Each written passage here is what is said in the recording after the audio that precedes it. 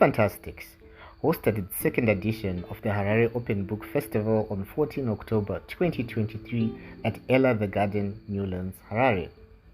The book festival ran under the theme, Telling Our Stories, Securing Our Futures. Book Fantastics is a mobile bookshop and literary advocacy movement run by the advocate of unpopular opinion, Brian Garusa. From my experience in the literary-scape of Zimbabwe as it currently stands, Book Fantastics and Carnelian Heart Publishing could be single-handedly doing the most for the Zimbabwean book ecosystem. Since 1983, Zimbabwe used to enjoy an annual book fair which at one time was one of the main book fairs in Africa. Over the years, the Zimbabwe International Book Fair has lost its prestige, becoming a pale shadow of its former self. Coupled with the economic challenges, the COVID pandemic and lockdown, it eventually disappeared completely and is still finding its way back. In the meanwhile, the Harare Open Book Festival is a small but growing movement filling the space left by the dearth of literary spaces where readers, authors, and other players in the book world can converge and shape the future. Harare Open Book Festival. Naturally, after the welcome address, the programming began with a round of storytelling, ngano, that is folk tales, to set the atmosphere. I found it a fitting tribute to our heritage where oral tradition has played a key role in the passing down and preservation of knowledge from generation to generation. A story is never just a story. The importance of translation in our literary scape.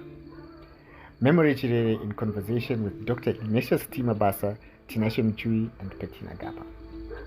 Dr. Ignatius Mabasa, who translated Tsitsi acclaimed novel, Nervous Conditions, into Shona, read a passage from the book and then read from his translation. His translated version brought the story to life in ways that would make it relatable to a Shona reader.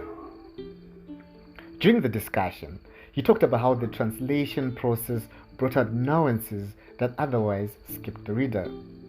As a man translating a text with feminist themes, he also said that the process demasculated him and had him questioning what it is to be a good man, father, and husband. While he had initially approached the book and he had initially appreciated the book and its themes, the translation process made him slow down and savor each word choice and the meanings it carried and how to best convey them. I was pleasantly surprised to learn that a team of Zimbabwean writers had worked on translating George Orwell's classic novel Animal Farm into Shona. Mabasa and Petina Gappa, who were part of this project, read from the first chapter of Animal Farm, alternating between the original version and the translated version. Once again, I was impressed by how the book Chimurenga Chemuka became more relatable and even funnier, especially on account of how they infused the characters with local dialects. Speaking about the project, Petina Gappa mentioned that sometimes in the translation process, they had to invent new words as there were no Shona words for some of the things. For example, windmill, which became Chigayo Chemebo. Language is fluid, and each day people create new lingo on the streets, so they gave themselves a bit of creative licenses in the translation process. Book clubbing in Zimbabwe. In this conversation, moderated by Tembe Kumalo with Grace Zichao of Elite Book Club and Tondere Madambo of Harare Book Club, they discussed the role of book clubs in fostering a culture of reading. Elite Book Club is pivoting its book club into more than just reading, but a lifestyle bonded by pages and bookmarks. Harare Book Club, which I am a part of, supports authors by organizing author meetups and discussions. Writing in isiNdebele, challenges and opportunities. Rutendo Chichaya had a conversation with Tsitsi Nomsa Ngwenya, which has also been uploaded onto a podcast, Iwi. One point raised was that although books written in local languages don't get as much attention as those written in English, it doesn't mean that there aren't opportunities for our own stories and our own voices to be heard, read, and shared. Writing of silence. Poetry. Tarondoro had a conversation with Memory Chirere and Tanaka Chidora on poetry, inspiration, expression, and the pressure to deliver. Apparently, of all the writing genres, poetry is one of the most difficult to make book sales, and Memory Chirere, to whom poetry has been a mother, has managed to sell over 900 copies. Memory puts a lot of work into her book launches, with the last one for the book For Women Trying to Breathe and Failing becoming a stage production, bringing together a team of creatives. I attended her book launches and also saw the production of the 2022 edition of Intwasa in Bulawayo. People pressure you to write a book, to publish. Write that book. We want to read it, they tell you. But when you're published, those people are nowhere to be found. Tanaka Chidora at the Harare Open Book Festival. Harare Open Book Festival may not yet be an international festival, but it certainly has gone regional, and there was a panel with guests who had come from Zambia and South Africa to talk books.